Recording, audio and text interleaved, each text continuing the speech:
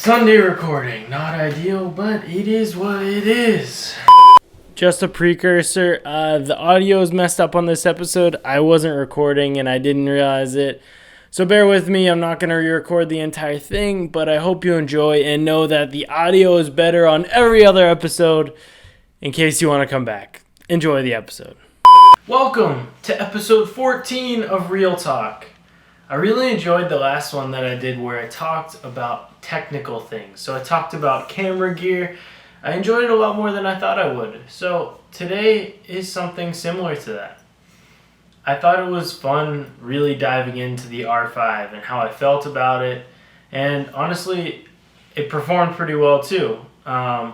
So whenever that combo comes where you enjoy something and it also performs decently, it pulls you in that direction. So today we are crossing between a few different reels that I have talked about in the past. So the two that I'm really diving into are, why do I have two camera bodies? And then, what is the best camera for real estate? So I actually have three camera bodies, but I'll get into why I only said two, because I never really crossed the other ones.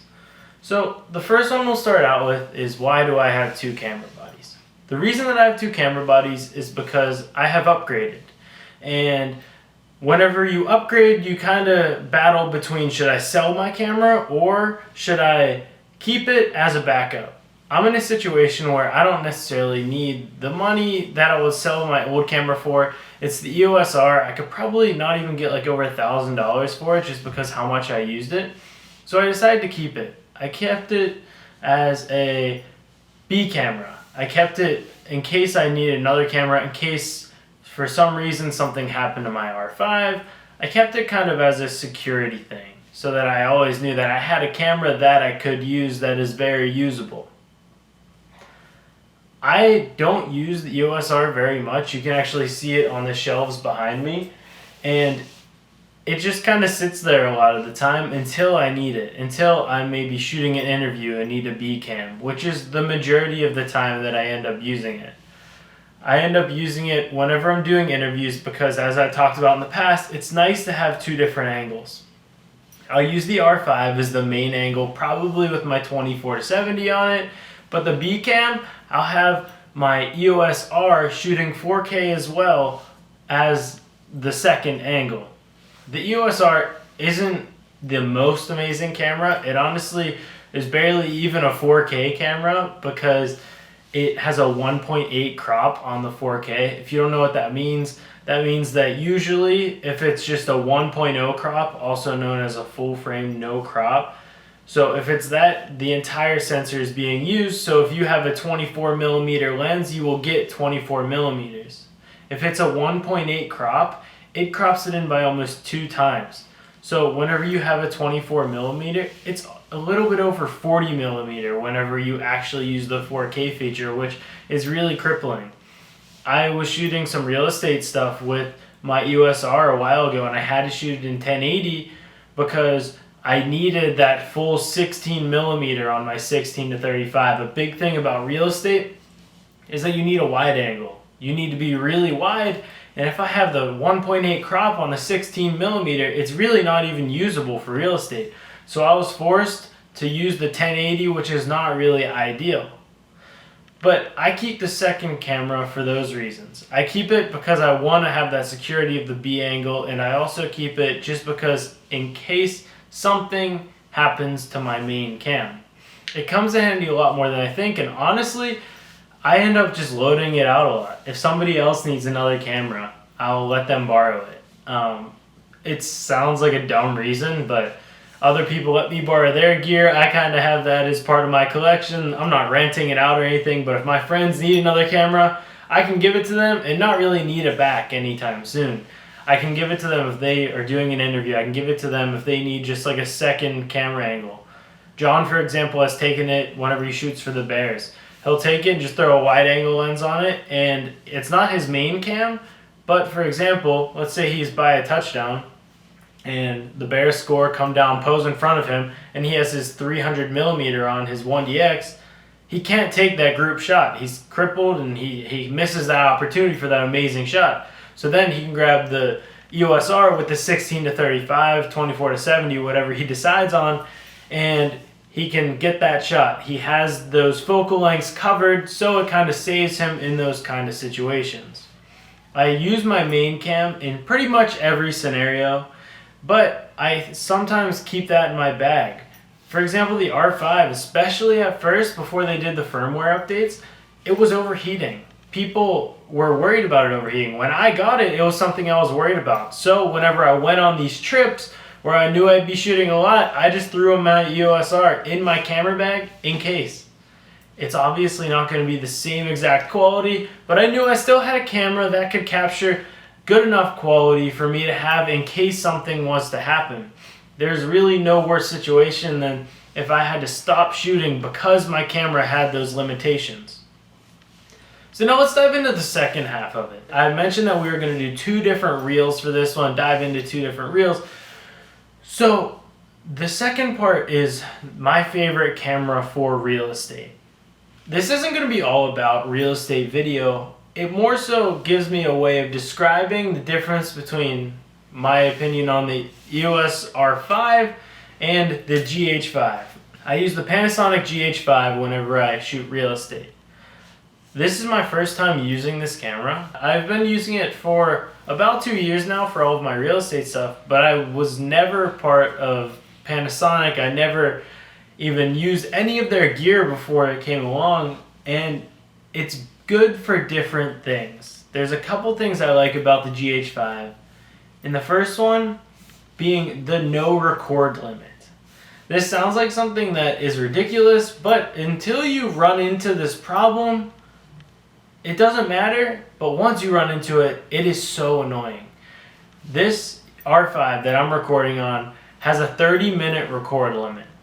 And I don't necessarily run into that a whole lot, but when I do, it is really frustrating. I might be shooting one of these, and if I go over 30 minutes, I know I have to stop, re-record, or I might be shooting like I've shot a panel before. A couple people up on stage talking, and once it starts getting around like the 20-minute mark or so, I start getting nervous because I can't do anything about the fact that the camera's going to stop recording at 30 minutes. The nice thing about the GH5 is it can record for the entire time that the memory card or the battery have left to go. So whenever I shot the live set for Gorgon City, which you guys might have seen before, I used the GH5 on a tripod as the main camera. I knew that I could record the entire time if I had the proper battery and the proper memory cards in it.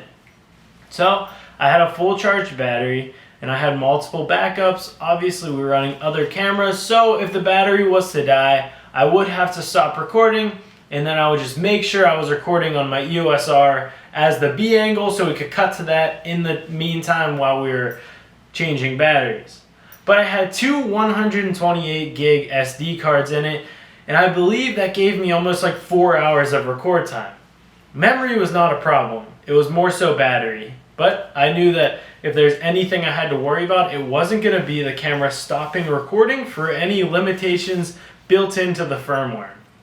If I was to use my EOS R or my R5, I would have had to click record every 30 minutes, and the set ended up being, I think, almost like an hour and a half.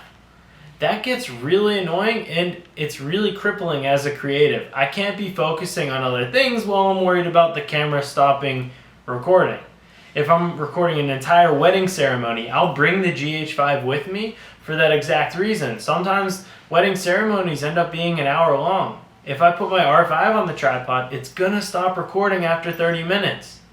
But I know that the GH5 is ready to go. It'll be there as soon as I click record, and it'll record until the battery dies.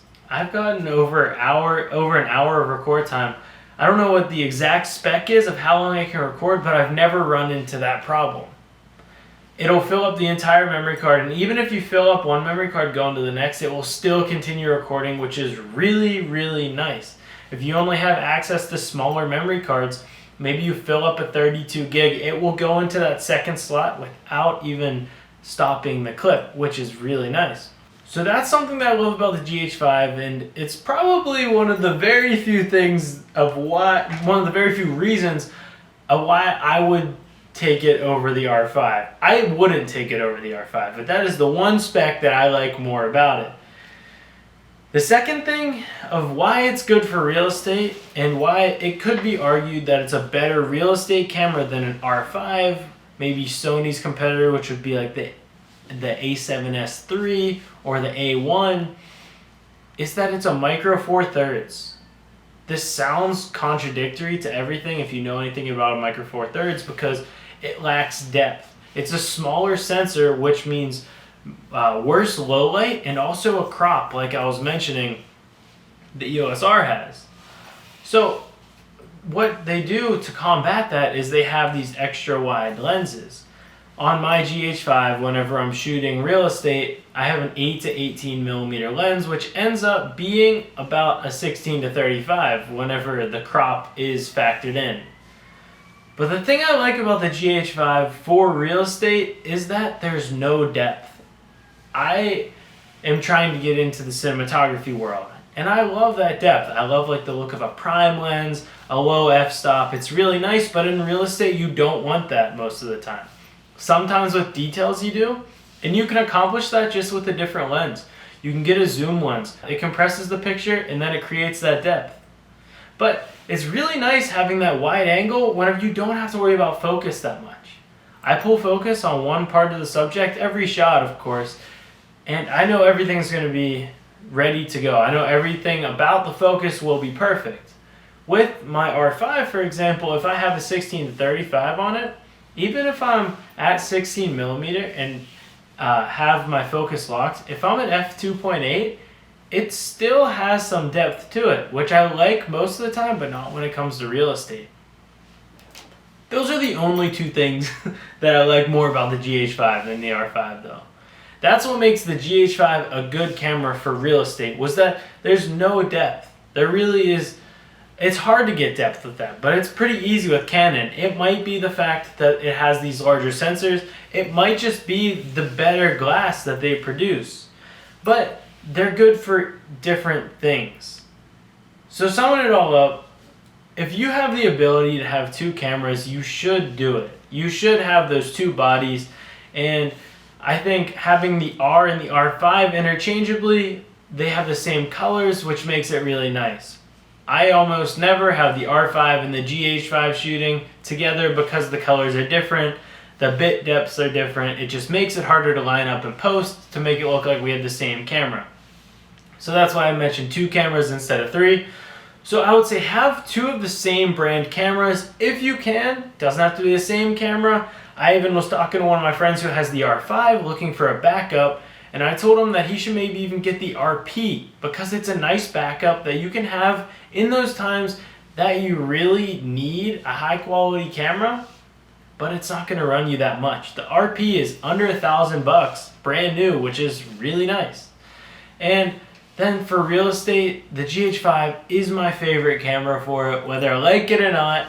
It has a beautiful picture, has that nice contrasted feel, and not that much depth, which comes in handy when you are trying to portray a house in its most beautiful manner. So thanks for watching, guys. I hope you like these tech heavy videos. I really enjoy them. You can clearly tell that I'm passionate about it. And I'll see you in the next episode. Thank you a ton for watching. Peace.